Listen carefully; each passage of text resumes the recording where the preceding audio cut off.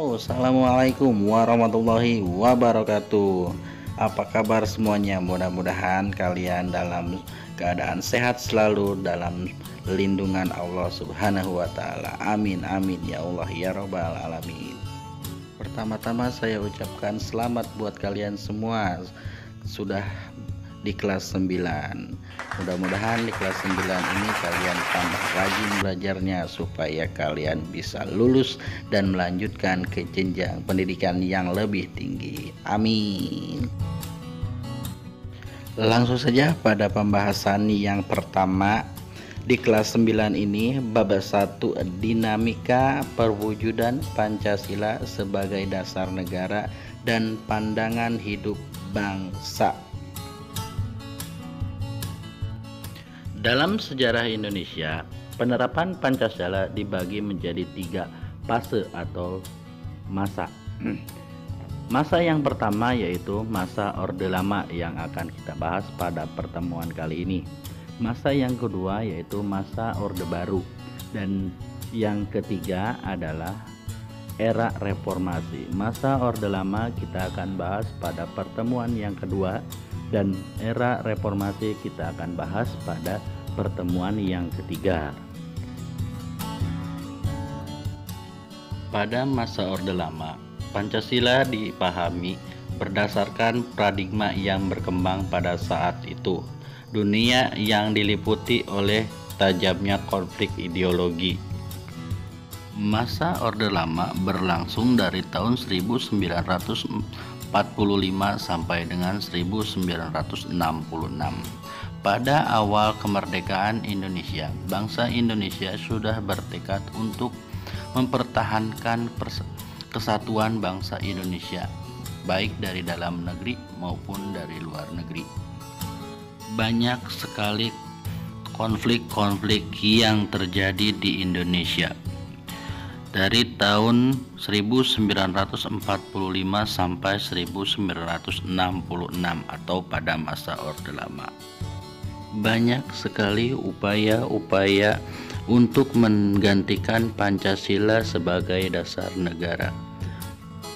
Upaya-upaya tersebut diantaranya sebagai berikut. 1. Pemberontakan Partai Komunis Indonesia atau PKI di Madiun pada tanggal 18 September 1948 yang dipimpin oleh Musso. Tujuannya yaitu mendirikan negara Soviet Indonesia yang berideologi komunis. 2. Pemberontakan Darul Islam Tentara Islam Indonesia yang dipimpin oleh Sekar Maji Kartosuwiryo. Pemberontakan ini terjadi pada 7 Agustus 1949. Tujuannya yaitu mengganti Pancasila sebagai dasar negara dengan syariat Islam, tetapi gerakannya bertentangan dengan ajaran Islam. 3. Pemberontakan Republik Maluku Selatan atau RMS. Gerakan ini dipimpin oleh Christian Robert Stephen Somokil. Gerakan ini bertujuan untuk membentuk negara sendiri pada tanggal 25 April 1950. Pulau-pulau terbesarnya yaitu Pulau Seram, Ambon, dan Buru. 4. Gerakan Pemerintah Revolusioner Republik Indonesia Semesta atau PRRI Permesta. Gerakan ini dipimpin oleh Pat J. Simanuel dan Alexander Kawilarang. Pada tahun 1957 sampai dengan 1958. Gerakan ini merupakan bentuk koreksi untuk pemerintahan pusat pada waktu itu yang dipimpin oleh Presiden Soekarno. Yang pada waktu itu Presiden Soekarno dianggap tidak realistis dalam menjalankan roda pemerintahan.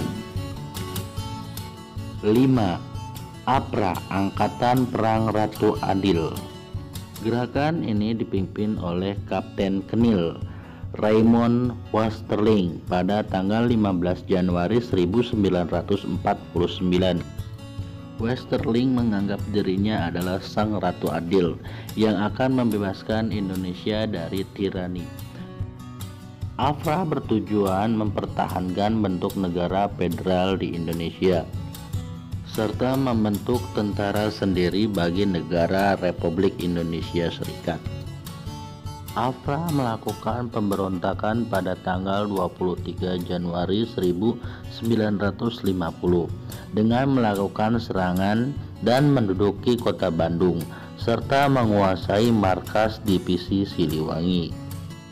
Pemimpin Afra, Westerling, merencanakan untuk menyerang Jakarta, tetapi usahanya dapat digagalkan berkat Apris mengirimkan pasukannya yang berada di wilayah Jawa Tengah dan Jawa Timur. Di samping itu, upaya yang dilakukan oleh Dr. Ramdes Muhammad Hatta sebagai Perdana Menteri RIS waktu itu berhasil melakukan perundingan dengan Komisi Tinggi Belanda. Dengan adanya peristiwa ini, maka semakin mempercepat pembubaran Republik Indonesia Serikat dan kembali ke bentuk negara Kesatuan Republik Indonesia pada tanggal 17 Agustus 1950. Nah, demikianlah pembahasan dinamika Pancasila sebagai dasar negara dan pandangan hidup pada masa Orde Lama. Nah, tugas kalian hari ini adalah rangkum materi dinamika Pancasila sebagai dasar negara dan pandangan hidup pada masa Orde Lama. Cari sumbernya dari internet atau dari buku paket. Silahkan dikerjakan dan kumpulkan di link yang akan saya share di deskripsi video ini. Untuk pembahasan di pertemuan kedua, kita akan bahas tentang masa Orde Baru. Cukup sekian pertemuan kali ini. Jika ada pertanyaan, silahkan komentar di kolom komentar. Boleh langsung japri juga ke WA saya. Sekian pertemuan hari ini.